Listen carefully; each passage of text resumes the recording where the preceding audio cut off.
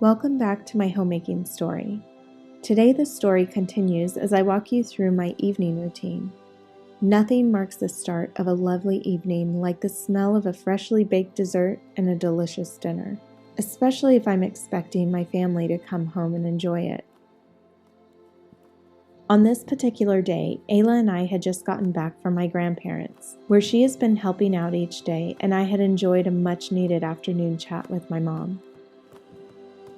There was just enough time for Ayla to take a shower before starting her laundry. Each of my kids have a laundry day, and on this day, they are also responsible for making dinner and the cleanup of the kitchen that follows. Now, most would say, well, shouldn't the one making dinner not have to do the dishes? Well, I've heard this. When it comes to teaching my children, I want them to consider the mess they make and what it will take to clean it up, so that's why I choose this method. I'm a stickler for children learning those skills necessary to take them into adulthood, for living on their own, and a contributor to the goings-on within the home, considering all aspects. What I hope you will gain from this video is how my commitment to this has produced children which are quite capable long before they leave the nest, and my confidence that you can too. While we have our struggles when it comes to obedience, I have found the kids all look forward to their day to make a lovely meal for the family, and especially in choosing what dessert will go with it. The benefits of this are enormous, especially when one has a larger family, as laundry will most surely pile up faster than it can be washed. Dishes will take much longer than necessary, and you will feel as if you are constantly cooking and doing all these tasks without a moment to yourself. In some ways, this breeds an atmosphere of animosity. If you're at your wit's end in this area of your life, I hope you will consider what the real problem may be. It isn't that there's a lack of time. It may just be that these skills have yet to be taught or the direction given in order for them to help themselves.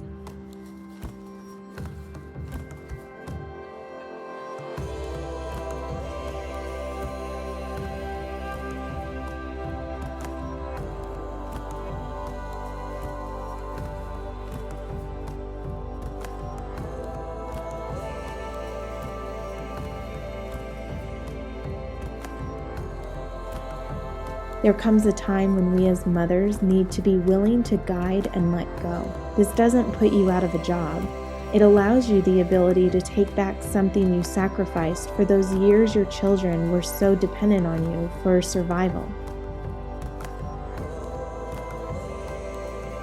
It feels good to take care of our own, but what will happen when you no longer can?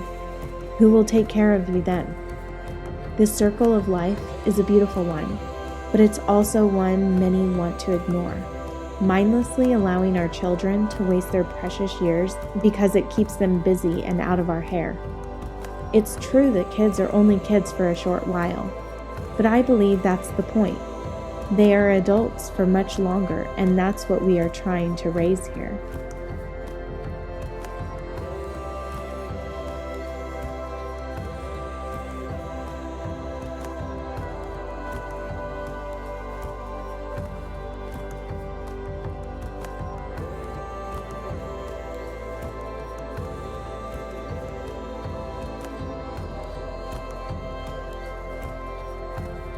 I enjoy using this time to finish up a project or get a little extra work done and then straighten up the home for Jorge's return from work. The kids had spent the night with their abuela, so it's exciting to see them back and find out all that I missed.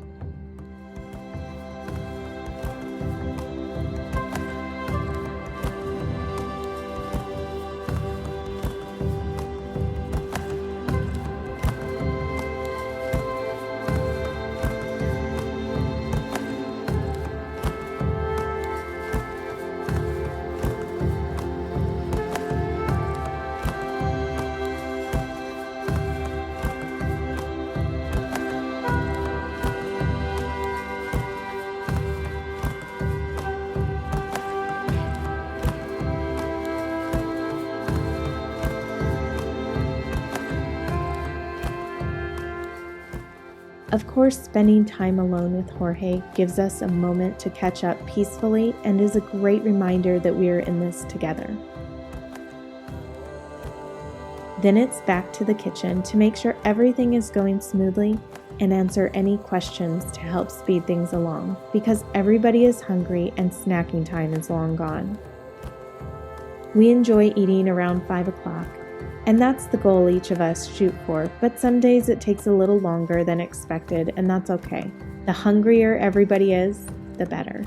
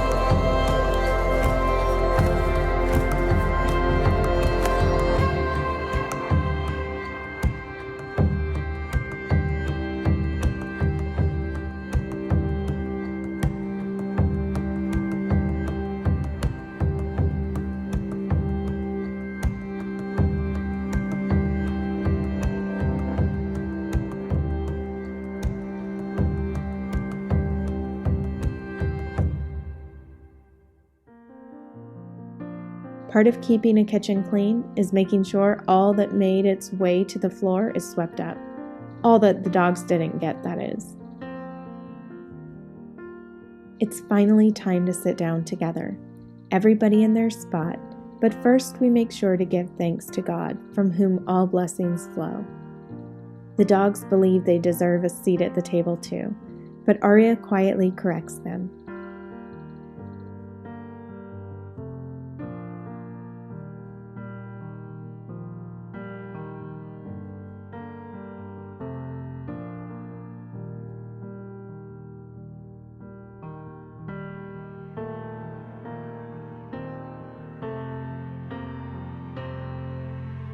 It's nice to have this time with the family, exchanging our daily stories or being quizzed by Ivan about when something historical happened. Immediately following, everybody loads their dishes. The rest can wait until we return from our family walk. Doing something as a family, finding that time, especially now, is important to me, as everybody tends to entertain themselves in some way throughout the day.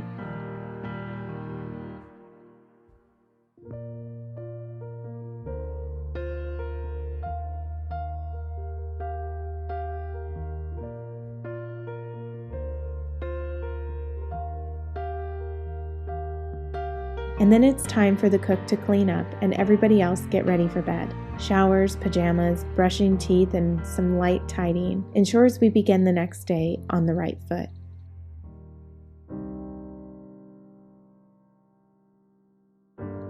It's time to wind down.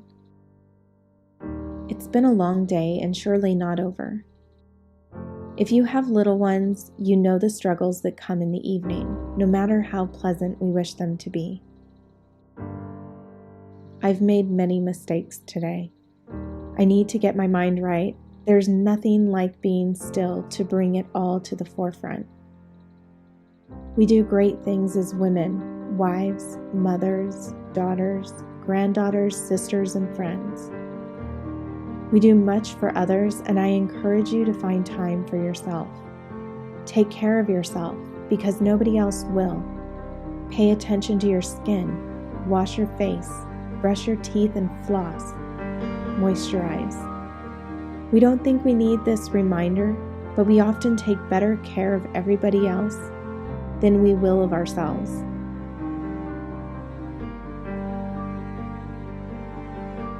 I allow my children to see some of these things I do, as I hope it encourages them to want to do the same and to remember that their mama did it even when she had kids. By watching my parents and my grandparents closely, I realized having kids was never an excuse to neglect this area.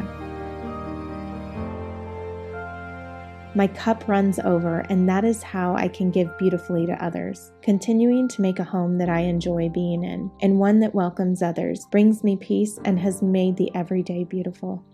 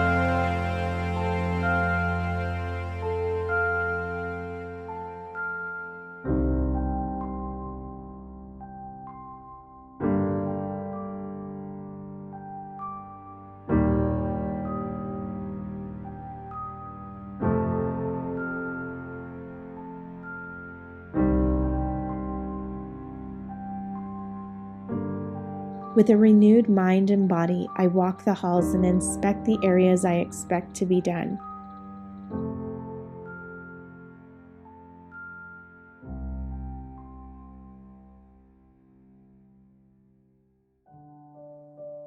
With books in hand and bedtime prayer reminders, kisses given and I love yous uttered, there's one last thing I do. Check for the day to come, which is sure to have its own worries, but knowing what to expect is a great way to worry less.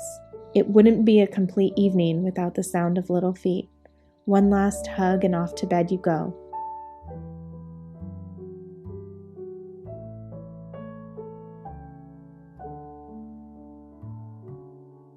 No 2 days are alike, so bedtimes vary, but every day is beautiful that God has given me breath to live.